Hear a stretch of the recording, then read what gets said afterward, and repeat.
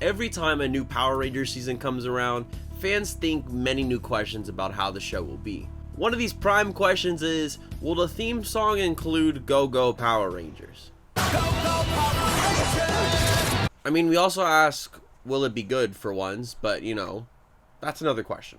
And the Ranger Nation as a whole just has one big face palm when we realize, yeah, it does include Go Go Power Rangers, as it has been for over 10 years now. The Mighty Morphin Power Rangers has had a grip on this franchise for so many years now that it has stopped the show from growing sometimes. Is it being overused? Why do people hate it? Why do people love it? Let's talk about the Mighty Morphin problem.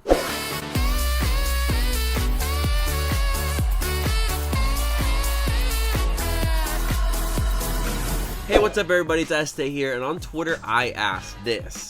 If you guys think the Power Rangers has an over-reliance on Mighty Morphin Power Rangers for toys, comic shows, etc. Because yeah, Power Rangers isn't just the show that we've all grew up on, it's also a comic book, it's also a toy line, a movie franchise, and so much more. Let's first off talking about the show and how Mighty Morphin has seeped its way in. Because starting with the Neo Saban era in the 2010s, more of the original 90s classic was implemented into the franchise. It started with the use of Go Go Power Rangers in the theme for Power Rangers Samurai, as well as reintroducing classic comedic character Bulk with the now son of Skull, his old best friend, Spike. Power Rangers Megaforce, the show's 20th anniversary season, recreated the first episode of Mighty Morphin Power Rangers Day of the Dumpster for its first episode, Mega Mission, having Gosei be a disciple of Zordon in a way. While Super Megaforce has, so many Ranger keys and, Mighty Morphin, they show up, as well as Tommy Oliver, the original Green Ranger, and White Ranger. And while seasons that follow like Dino Charge and Ninja Steel are mostly independent, they still have Go Go Power Rangers in the theme song. Tommy as well as Rocky also returned in Super Ninja Steel for Dimensions in Danger. And moving on to when Hasbro picked up the franchise, we saw Jason, the original Red Ranger, come back for Beast Morphers with the Mighty Morphin team with all the other Dino teams. And obviously we got Lord Zed coming back in Dino Fury and being one of the main villains in Cosmic Fury too.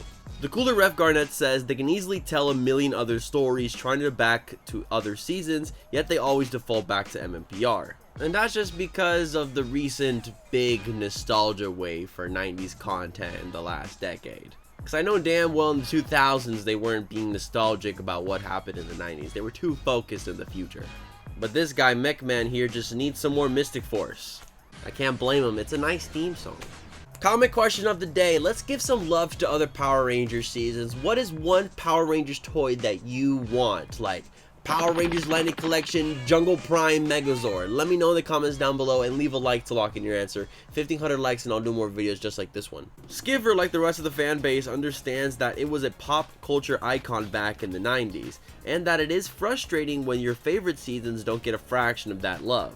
It is true in a way, with millennials getting their own capita and spending hella money in this capitalistic world, they decided, hey, let's just slap MMPR on everything and people will buy it because they remember it when they were little boys and girls. However, this guy Jeremy D describes MMPR as evergreen content, meaning it's continuously relevant and fresh in a way. When the thing about MMPR is that it's not fresh. It's old, dated, so maybe underutilized is not the right words. When we had a whole MMPR movie when the point was to reboot the Mighty Morphin thing into the 2010s, while having these teens with attitude be more edgier than ever before, while still trying to be that 90s pop culture thing that people love, but 90s, 2010s, two different eras, it just didn't clash with audiences. Dula Prep says that no other series, especially in the past decade or so, has had enough popularity to be profitable / stand out on its own. And we gotta face those facts that really nothing can be as popular as MMPR. Even when this Power Ranger movie was coming out, no one was caring about what Dino Charge had going on or what Ninja Steel was going for it. They just saw the new movie and like, whoa, this is the first Power Rangers thing I've seen in years. But let's move on to the toy aspect of it all. Getting Shiggy with it mentions on how Bandai of America, the people who used to do the Power Rangers toys, did the exact same thing, and Bandai Japan does similarly with more popular scenes of Sentai, while mentioning how Hasbro has been handling things much better than Bandai of America. But that's the thing with Bandai of Japan and Super Sentai, when they release, new toys for older seasons, they mix it up around because, they're continuously making content for different of the newer seasons and some of the older ones too. Hurricaneger literally has 2 returning specials, a 10 years after and a 20 years after, and I don't think Ninja Storm is getting any of that same treatment, even in the toy section of it all. You know where the waterfall is. Don't let it splash you on the way out. But here in America, for the new Power Rangers seasons, they're not just hitting as well, or even for longer periods of time. Like, honestly, who cares about Beast Morphers right now? Honestly, I want that backpack, but other than me, I don't think so. You know what Power Rangers season deserves more love? Power Rangers Z-Squad, the fake season that I just made up right now. For you guys to subscribe and ring the notification bell to join the E-Squad today. The best nation in all of Power Rangers YouTube. I love you guys to death. Josh Gordon rounds it all up with the talk about nostalgia, mentioning how it's mostly an American thing and how Japan doesn't bank on the nostalgia for the original Kamen Rider or Go Renja. Which is true, we would see these original heroes pop up in these team-up specials sometimes, but they're not really given much importance, like the original Red Ranger, the original Green Ranger, Mighty Morphin returns. Like, I guess Japan, they don't care about that. And yeah, like Hasbro's doing a better job at releasing toys for other seasons. Like, you know, we got some Zeo, we got some In Space. We still got hella Mighty Morphin, alright? We got the original Mighty Morphins. We got the replacement, all those Rangers. We got metallic armor. We got in Jedi mode. And we got comic book form. What? They're also remastering the original MMPR Lightning Collection. So I guess there's no hope in society. Frosty Mac says that Hasbro's missing out on a solid 10 to 15 years of the Power Rangers history, and that people who are old enough now want to collect things from their childhoods. It's true, we have adults now that have grown up in the Disney era of Power Rangers. And going back to that time, even for Power Rangers Super Legends for the 15th anniversary celebration, all their action figures and Megazords, they were from a wide selection of all the Power Ranger seasons. It wasn't just specifically Mighty Morphin getting all the love. And yeah, I know it's 15 years, you had a lot smaller stuff to work with instead of, you know, 30 seasons to work with. But still, they could learn some stuff from what they did back then. Zeo Agata also mentions that the original Megazord seems to get re-released so often that there's other classic Zords that need to get higher articulated releases. Which is true, the Megazord has been released so many times. I've seen it, you know, in the Legacy Collection. They released individual Zords, Hasbro has done their thing, other companies have stepped in the ring. Like, can we stop?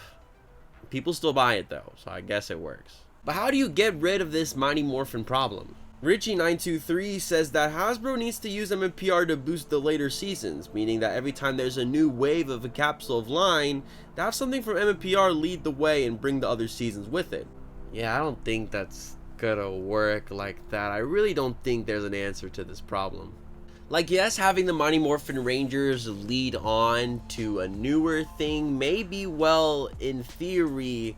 I don't think it does well for a general audience. When you have a Mighty Morphin Ranger come back for a newer Power Ranger season, people are just going to tune into that episode and that's it, because most of the times the new cast doesn't really shine in light of these returning characters. Now that was epic. But let's not say stuff like this on how Mighty Morphin is like Peter Parker, Spider-Man, you know, there's only one that everybody loves. I think in today's world, there's more than just for a Peter Parker. There's room for a Miles Morales here and there.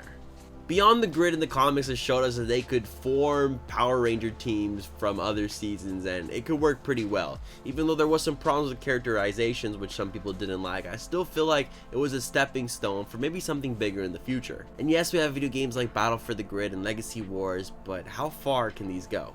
Willie J. Coe said it's mostly because the people they get to market the brand doesn't know how to market anything outside of MMPR.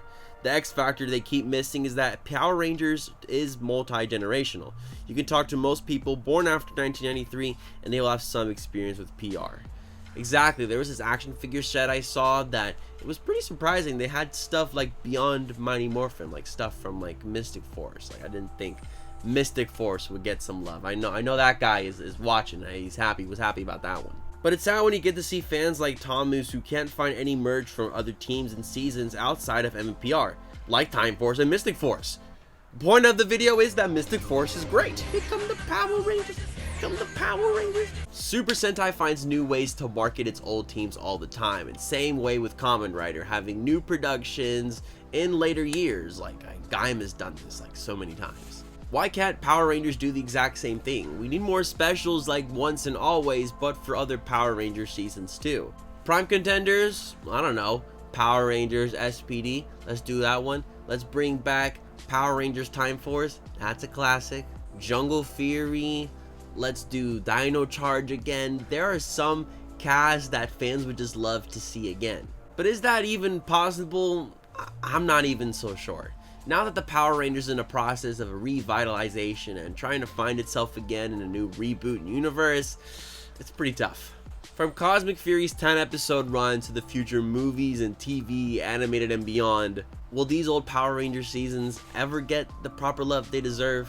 Personally, I don't think so, but I think one thing we can learn from all of this is that we can continue the love for these shows that we like so much by just keeping the name alive and discussing it and talking about it like we are now. Power Rangers is always trying to find itself in a new modern world, and it can be very hard to do so. So all we can do is support these releases and just hope some more proper love comes out in some action figures. I mean, we could if the toys weren't broken all the time. Yeah, it's tough being a Ranger fan. Thank you so much for watching this video. I appreciate all your love. Don't forget to follow me on Twitter, DDonFuego. I'm also on Instagram, NotDonFuego. Have a good morning, evening, afternoon, wherever you're at. And of course, and as always, stay awesome, everybody.